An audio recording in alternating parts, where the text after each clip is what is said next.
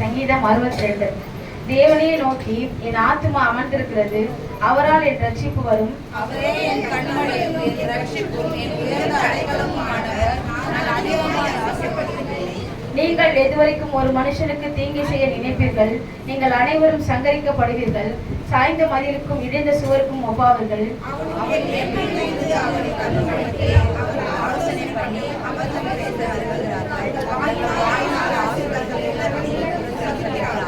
என் ஆத்துமாவே தேவனையே நோக்கி அமர்ந்தது, நான் நம்புகிறது அவராலே வரும். அவரே என் கண்மலையும் என் ரட்சிப்பும் என் உயர்ந்த அடைக்கலமுமானவர். நான் அசைக்கப்படுவதில்லை. என் ரட்சிப்பும் என் மகிமையும் தேவனிடத்தில் இருக்கிறது. பலனான என் கண்மலையும் என் அடைக்கலமும் தேவனுக்குள் இருக்கிறது.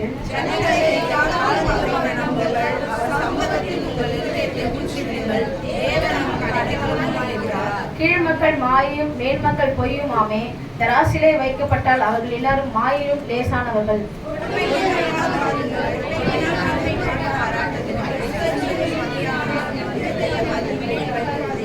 தேவன் ஒரு தரம் விளம்பினார், 2 தரம் கேட்டிருக்கிறேன்.